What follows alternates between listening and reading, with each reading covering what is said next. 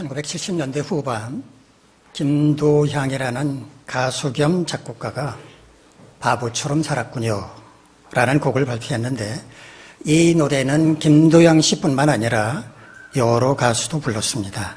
가장 먼저 이 노래를 부른 가수는 현재 목회자로 활동하고 있는 이종용 씨, 너라는 노래를 불렀던 이종용 씨였고, 그 이후에도 김태화, 조영남, 이장희 씨 등도 불렀습니다. 어느 날 난 낙엽 지는 소리에 갑자기 텅 빈 내 마음을 보았죠. 그냥 덧없이 흘러버린 그런 세월을 느낀 거죠. 저 떨어지는 낙엽처럼 그렇게 살아버린 내 인생을 난 참 바보처럼 살았군요. 바보처럼. 잃어버린 것이 아닐까, 늦어버린 것이 아닐까, 흘러버린 세월 찾을 수만 있다면 얼마나 좋을까. 사람들은 이 노래를 들으면서 혹은 부르면서 자신의 인생을 돌아보고 지금 나는 바보처럼 사는 것은 아닐까 반성했습니다. 이 노래가 우리 사회에 끼친 긍정적인 효과가 있었습니다. 이 노래가 국민적 사랑을 받기 전에는 바보란 말은 다른 사람을 욕하거나 비난할 때만 사용하는 말이었습니다. 재능이 부족하고 또 정상적으로 판단하지 못하는 사람, 어리석고 멍청하거나 못난 사람을 가리켜서 바보라고 말했습니다. 그런데 난 참 바보처럼 살았다면서 자신을 가리켜 바보라고 비하하는 노래가 유행하면서 바보란 말은 더 이상 욕으로 받아들이지 않게 됐습니다. 바보란 말을 여기서 한 단계 더 업그레이드 시킨 두 분이 있었습니다. 여러분도 잘 아실 분입니다. 바로 고 김수환 추기경 그리고 고 노무현 대통령입니다. 두 분은 생전에 스스로를 가리켜서 바보라고 말하기도 했고, 사후에 그를 따르는 무리들이 바보라고 불러주기도 했습니다. 우연인지 몰라도 두 분은 2009년에 똑같이 세상을 떠났습니다. 바보란 말은 참 묘합니다. 누군가가 자신을 가리켜서 바보라고 말하면 우리는 발끈합니다. 그런데 누군가가 자기 스스로를 가리켜서 저는 바보입니다 라고 고백하면 우리는 그 사람이 마치 성인 군자라도 되는 것처럼 우러러봅니다. 자신을 바보라고 손가락질하는 것은 참지 못하면서 다른 사람이 바보라고 고백하면 존경하는 이유가 뭘까요? 스스로 바보라고 자신을 낮추는 그 사람이 겸손함을 존경하기 때문일까요? 아니면 혹시 자신이 바보 취급받는 것은 싫지만 다른 사람이 바보처럼 낮아지는 것은 괜찮다라고 하는 교만하고 이기적인 마음을 드러낸 것은 아닐까요? 오늘 이 시간에는 바보란 말에 대해서 조금 더 깊이 생각해 보도록 하겠습니다. 오늘 본문의 말씀을 정확하게 이해하기 위해서는 본문 바로 앞에 있는 내용을 확인할 필요가 있는데요. 제가 본문 앞에 있는 내용을 설명해 드리겠습니다. 바울은 자신이 지혜롭다고 생각하는 사람은 어리석은 자가 되어야 한다고 강조했습니다.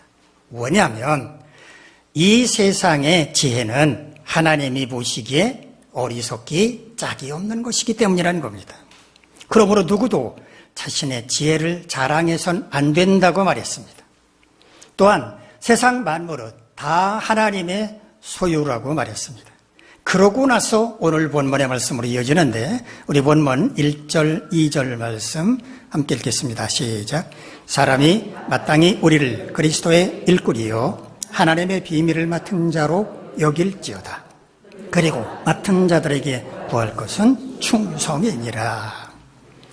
우리말 성경에는 없지만 헬라어 원문 성경을 보면 1절 맨 앞에 후토스라고 하는 접속사가 있습니다. 이 후토스는 이와 같이 혹은 이런 방법으로 라는 뜻입니다. 앞에서 한 말과 지금 본문의 말씀이 서로 연결이 된다라는, 관계가 있다라는 의미입니다. 사람이 우리를 그리스도의 일꾼이요 하나님의 비밀을 맡은 자로 여길지어다 라고 말하는데, 여길지어다 라는 말이 무슨 의미인지 언뜻 이해가 가지 않을 수도 있겠습니다. 사람들이 우리를 그리스도의 일꾼이며 하나님의 비밀을 맡은 자로 여기도록 해야 한다라는 그런 의미입니다. 우리는 하나님으로부터 사명을 받은 자답게 행동해야 한다는 겁니다. 또한 그리스도의 일꾼이며 하나님의 비밀을 맡은 자는 충성스러운 마음, 즉 신실한 자세가 필요하다고 말합니다. 다시 말하면 사람들이 우리를 지켜보고 있는데 우리는 그리스도의 일꾼답게 하나님의 비밀을 맡은 자답게 충성된 모습을 보여줘야 한다라는 겁니다. 자, 우리 본문 3절에서 5절까지 말씀 화면을 보면서 한번 같이 읽겠습니다. 시작. 너에게나 다른 사람에게나 판단받는 것이 내게는 매우 작은 일이라 나도 나를 판단하지 아니하노니.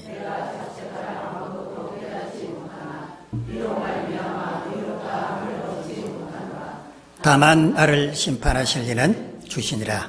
그러므로 때가 이르기 전 곧 주께서 오시기까지 아무것도 판단하지 말라. 그가 어둠에 감추인 것들을 드러내고 마음의 뜻을 나타내시리니 그때에 각 사람에게 하나님으로부터 칭찬이 있으리라. 여기서부터는 분위기가 달라지는 것을 느낄 수 있을 겁니다. 너희에게나 다른 사람에게나 판단받는 것이 내게는 매우 작은 일이다 라고 말하는데, 고린도 교회 성도들이 바울에 대해서 어떤 판단을 하고 뭔가 좋지 않은 평가를 내렸다는 것을 말해주고 있는 겁니다. 판단한다 라고 우리말로 번역하려면요, 아나크리노란 말인데 조사하다, 수사하다, 신문한다는 뜻입니다. 경찰관이 죄를 지은 피의자를 조사하는 것처럼 고린도 교회 성도들이 바울에 대해서 요모조모 뜯어보고 비판했다는 말입니다. 바울 입장에서는 얼마나 기분이 상할 일입니까? 그런데 바울은 그것이 매우 작은 일이라고 말합니다. 매우 작다라는 말은 헬라어 엘라 키스토스라는 말인데요. 이 단어는 최상급 형태입니다. 가장 작은 것 가운데 가장 작다는 의미입니다. 고린도 교회 성도들이 자신에 대해서 비판하는 것을 가장 작은 것으로 여긴다. 무슨 의미겠어요? 개의치 않는다는 뜻입니다. 저는 이것이 바울의 진심은 아니라고 생각을 합니다. 마음속으로 얼마나 기분이 상했겠습니까? 얼마나 그들이 괘씸했겠습니까? 하지만 애써 태연한 척하는 겁니다. 그거 신경 쓰지 않습니다 라고 말한 겁니다. 그러면서 바울은 자신도 자기를 판단하지 않는다고 말합니다. 이 말 속에 고린도 교회 성도들을 향한 섭섭함이 묻어 있습니다. 나도 나 자신을 판단하지 않는데 여러분이 뭐라고 나에 대해서 이러쿵저러쿵 비판하는 것입니까? 라고 하는 서운함이 포함되어 있습니다. 4절에서 내가 자책할 아무것도 깨닫지 못한다 라고 말하는데, 아무리 자신을 돌아보며 반성해봐도 뭘 잘못했는지 모르겠다는 겁니다. 즉, 내가 뭘 잘못했다고 여러분은 나를 비판하는 것입니까? 라고 항의하는 것이나 똑같은 겁니다. 하지만 그렇다고 해서 자신이 의롭다는 말은 아니라고 말합니다. 그러면서 자신을 심판하실 분은 오직 주님이시라고 말합니다. 아무리 생각해봐도 나는 잘못한 게 없습니다. 하지만 그렇다고 해서 내가 의로운 사람이라는 말은 아닙니다.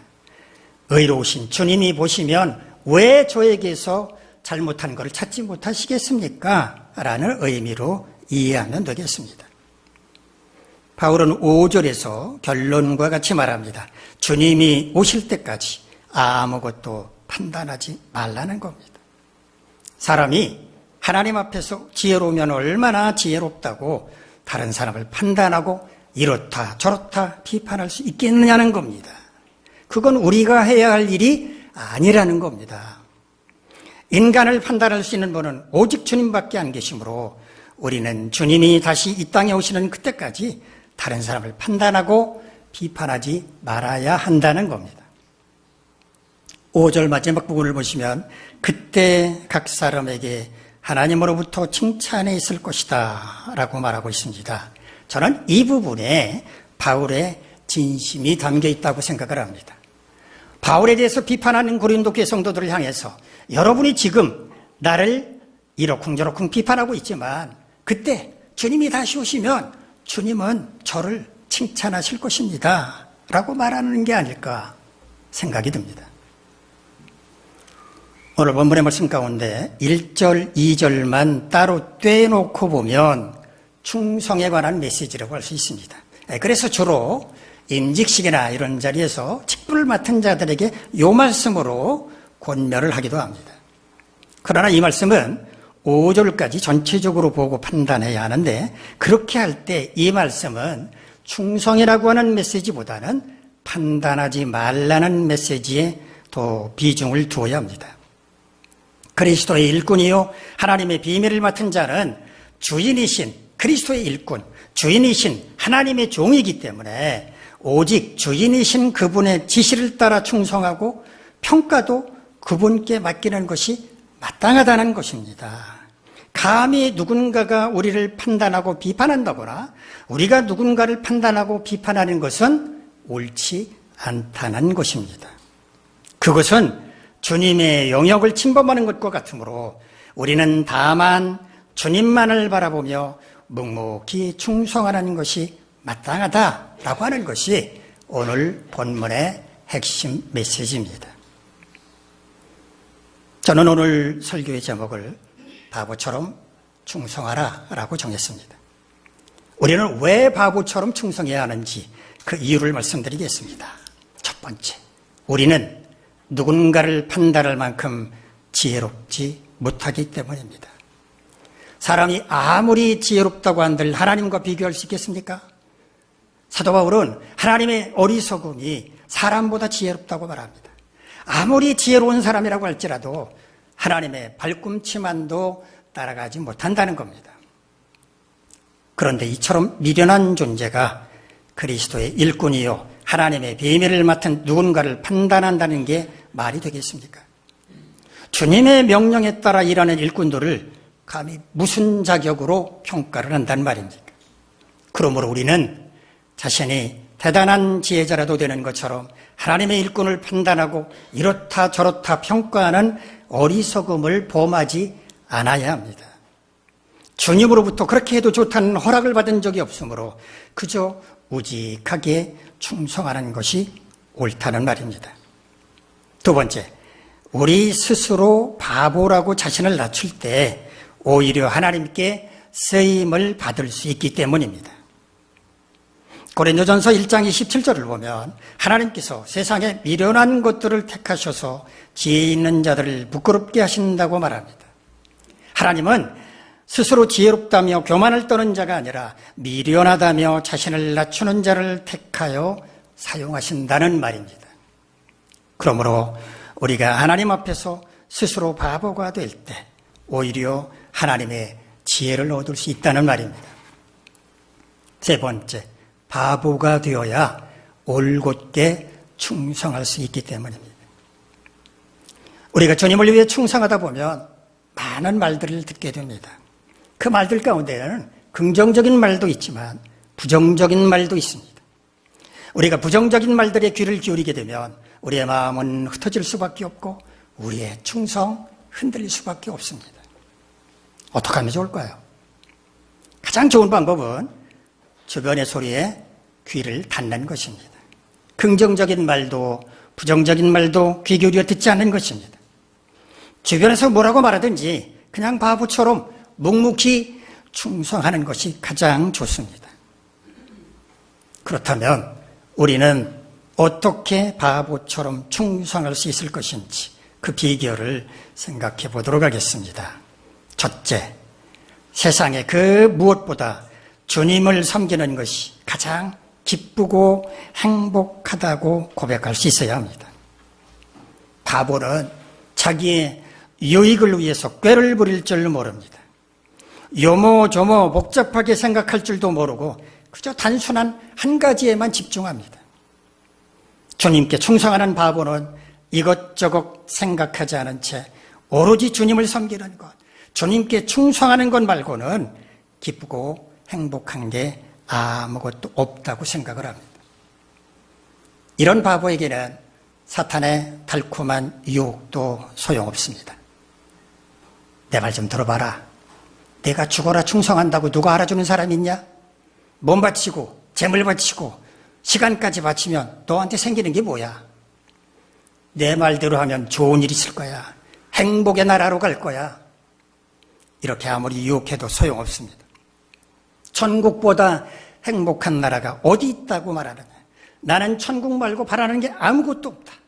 그 행복한 나라 너나 가서 살아라 라면서 끄떡도 하지 않습니다. 이쁜이도 유혹에 넘어가고 새치미도 넘어가고 칠복이 엄마도 팔푼이 할머니도 다 넘어가지만 이 바보는 도무지 말이 통하지 않으니까 언제나 그 자리를 묵묵히 지키고 있습니다. 그리고 그는 말합니다. 나는 오직 주님밖에 모르는 바보야. 만약에 주님께서 오늘 이 시간 여러분께 너 바보냐? 라고 물으신다면 여러분은 뭐라고 대답하시겠습니까? 아니 제가 왜 바보입니까? 저 이래봬도 좋은 학교 나왔고요. 좋은 직장 다녔습니다. 저보다 똑똑한 사람이 있으면 나와보라고 하세요. 라고 대답하시겠습니까? 그러면 주님은 이런 말을 들으시고 뭐라고 말씀하실 것 같습니까? 이렇게 말씀하시지 않을까요? 그래, 넌 참 똑똑하구나. 헛똑똑이. 너는 그냥 네 지혜대로 살아가려무나. 정말 지혜로운 사람이라면 주님이 너 바보냐? 라고 물으실 때 이렇게 대답할 것입니다. 네, 주님, 저는 바보입니다. 주님이 도와주시지 않는다면 아무것도 할 수 없는 바보.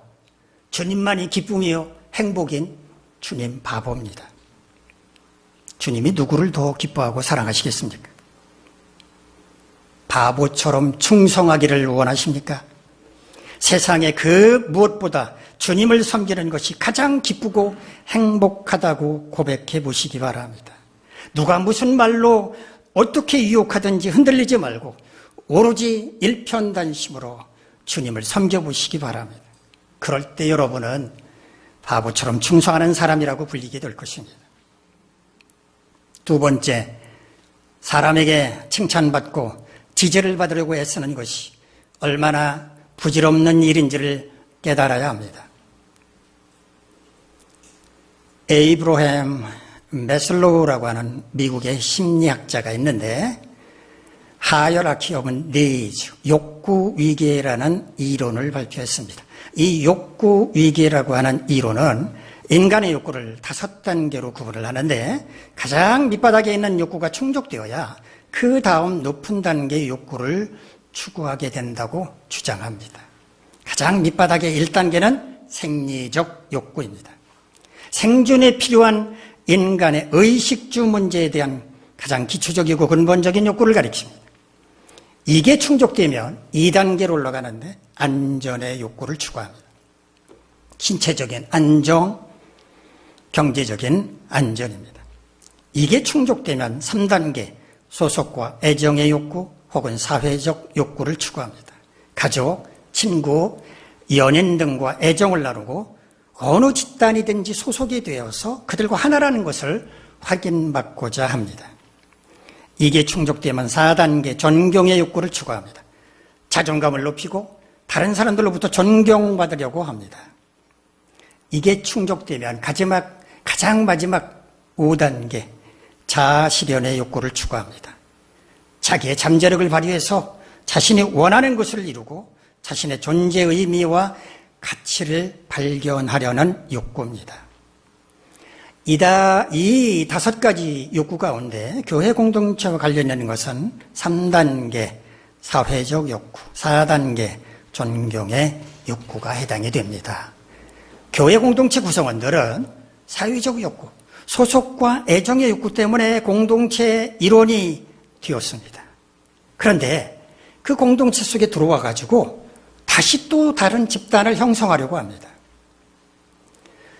예수님 당시 유대교회는 바리새파, 사두개파, 에세네파라고 하는 종교적 파벌이 형성되어 있습니다. 교회 공동체 안에 파벌이 형성되어 있다는 말입니다. 이들은 교회 내에서 사사건건 의견 대립을 보였습니다. 바울이 개척해서 성장시킨 고린도 교회에도 바울파, 아볼로파, 게바파, 그리스도파가 있었습니다. 이런 파벌은 바울이 염려할 만큼 심각한 것이었습니다. 바울을 비판했던, 오늘 본문에서 바울을 비판했던 고린도교회 성도들도 어쩌면 바울과 적대적인 관계였던 어떤 파벌에 속한 자로서 바울을 비판하고 공격했을지도 모릅니다.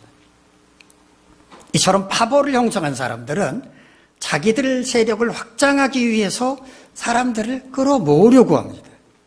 이때 사용하는 방법이 메슬로우의 욕구 이론 가운데 4단계 존경의 욕구라는 겁니다. 사람들에게 쓸모 있는 사람이라고 하는 것을 인정받음으로써 자기들 세력을 확장하려고 애쓰는 것입니다. 그런데요, 사람의 마음, 그렇게 믿을 만한 게 못 됩니다. 여측이심이라는 말을 들어보셨습니까? 뒷간에 갈정 마음 다르고 올정 마음 다르다는 뜻입니다. 자기가 꼭 필요할 때는 다급하게 굴다가도 그 일이 해결되고 나면 마음이 변하는 것을 가리킵니다. 화장실 가서 볼일 보는 그 짧은 순간에도 사람의 마음이 변할 수 있다는 겁니다. 건강에 이상이 생겼을 때 우리는 굳은 결심을 합니다. 그렇죠? 여러분 경험이 있을 겁니다. 음식도 절제해야지. 앞으로 운동도 꼬박꼬박 해야지. 다짐을 합니다. 음식 절제하고 운동 꼬박꼬박 하면 건강이 당연히 좋아지겠죠? 자, 그렇게 해서 건강이 완전히 회복됐습니다. 어떻게 될까요? 언제 그랬나는 듯 옛날로 돌아가는 사람들이 너나 할 것 없이 대부분이 그렇습니다. 영어 속담에 이런 말이 있습니다. Danger past, God forgotten. 위험이 지나가면 하나님은 잊어버리고 만다. 잊혀지고 만다. 그 뜻입니다. 급할 때는 살려달라고 하나님 도와주세요. 그냥 울고불고 난리 법석을 떨지만 자, 평안함을 되찾게 되면 하나님은 금방 잊혀지고 만다는 말입니다. 프랑스의 수학자, 물리학자, 철학자, 심리학자, 신학자였던 블레이즈 파스칼은 그의 명상록 방세에서 이렇게 말했습니다. 인간은 자연 가운데서 가장 약한 하나의 갈대에 불과하다. 하지만 그것은 생각하는 갈대이다. 인간은 하나님이 주시는 생각할 수 있는 능력을 소유하긴 했지만 바람에 흔들리는 연약한 갈대와도 같아서 도무지 믿을 수 없는 존재라는 말입니다. 사람에게 칭찬받고 지지를 받는 그것이 언제까지 계속될 수 있다고 생각하십니까? 헛되고 부질없는 일입니다. 하나님 이외에 이 땅에 믿을 만한 것은 아무것도 없습니다. 사람에게 칭찬받고 지지를 받고자 했을 것이 아니라 차라리 바보처럼 주님께 충성하시기 바랍니다. 그것이 지혜로운 길입니다. 세 번째, 사람들의 평가에 귀를 기울이거나 영향을 받지 말고 자기 또한 다른 사람들을 평가하지 말아야 합니다. 앞서 말씀드렸다시피 우리는 누군가를 판단할 만큼 지혜로운 존재가 절대로 아니라고 하는 것을 명심해야 합니다. 누가 감히 다른 사람에 대해서 이러쿵저러쿵 평가한다는 말입니까?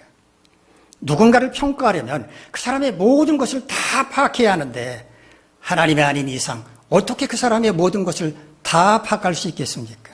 그럴 만한 사람 아무도 없습니다. 그러므로 우리는 주제넘게 다른 사람을 평가해서는 안 되는 겁니다. 반대로 자신에 대해서 누군가가 이렇다는 둥 저렇다는 둥 평가하는 말에도 귀를 기울일 필요가 없습니다. 그런 평가에 동조하는 어리석은 주변 사람도 있을 것이고 부원에 동하는 사람도 있을 것이지만 초록은 동생이란 말처럼 다 같은 사람들끼리 하는 짓입니다. 흔들 필요 전혀 없습니다. 그냥 무시해버리면 그 말입니다. 우리에 대한 평가는 그들이 하는 게 아닙니다. 하나님께서 하실 것입니다. 그들은 우리를 손가락질하며 비난할지 모르지만 하나님은 우리에게 상급을 주실지 누가 압니까? 하나님 앞에 가봐야 하는 겁니다. 사람들이 말에 귀를 기울이거나 그들의 평가에 연연하지 말고 어떤 경우에도 다른 사람들을 평가하지 말아야 합니다. 그건 우리가 할 일이 아닙니다. 모든 건 하나님께 맡겨야 합니다. 하나님 앞에서 우리는 지혜로운 자가 아니라 미련하고 연약한 존재에 불과합니다. 고린도전서 3장 18절에서 사도 바울은 이렇게 말합니다. 아무도 자신을 속이지 말라. 너희 중에 누구든지 이 세상에서 지혜 있는 줄로 생각하거든 어리석은 자가 되라. 그리하여야 지혜로운 자가 되리라. 행여라도 나는 지혜로운 사람이네 하고 자랑하지 말라고 일침을 가한 것입니다. 역설적이지만 하나님 앞에서는 어리석은 자가 되어야 지혜로운 자가 될 수 있다는 말입니다. 그런데도 우리가 그리스도의 일꾼이요 하나님의 비밀을 맡은 자를 평가하면 되겠습니까? 그것은 하나님의 영역을 침범하는 행위입니다. 우리는 그런 어리석음을 범해서는 안 됩니다. 다만 바보처럼 오직하게 충성해야 마땅합니다. 우리가 바보처럼 충성하려면 어떻게 해야 합니까? 첫째, 세상에 그 무엇보다 주님을 섬기는 것이 가장 기쁘고 행복하다고 고백할 수 있어야 합니다. 누가 무슨 말로 어떻게 유혹하든지 흔들리지 말고 오로지 일편단심으로 주님을 섬길 때 우리는 바보처럼 충성하는 사람이라고 불리게 될 것입니다. 둘째, 사람에게 칭찬받고 지지를 받으려고 애쓰는 것이 얼마나 부질없는 일인지를 깨달아야 합니다. 사람에게 칭찬받고 지지를 받는 게 영원할 것 같지만 사람의 마음은 갈대와 같아서 언제 바뀔지 알 수가 없으므로 그 노력은 헛되고 부질없다는 것을 깨달아야 하고 오직 하나님만 바라보며 바보처럼 충성하는 것이 지혜로운 길임을 알아야 합니다. 세 번째, 사람들의 평가에 귀를 기울이거나 영향을 받지 말고 자기 또한 다른 사람들을 평가하지 말아야 합니다. 자격도 없는 자들이 자신을 평가하는 그 말에 흔들릴 것이 아니라 오직 하나님만이 자신을 평가하신다는 당당한 자세를 견지하면서 자기 또한 다른 사람들을 함부로 평가하지 말아야 합니다. 여러분 모두 이와 같이 이 땅에서 바보처럼 충성하며 살다가 하나님 앞에 가서 상급과 칭찬을 받게 되시기를 간절히 바랍니다. 기도하겠습니다. 자비로우신 하나님, 우리 모두 바보처럼 충성할 수 있게 하옵소서. 행여라도 하나님 앞에서 지혜로운 자라고 뽀기지 않게 하시고 묵묵히 오직하게 미련하고 어리석은 자로서 내가 할 일은 주님께 충성하는 것뿐이다 라고 바보처럼 충성하는 우리 모두가 되게 하옵소서. 예수님의 이름으로 기도하옵나이다. 자리에서 일어나서 630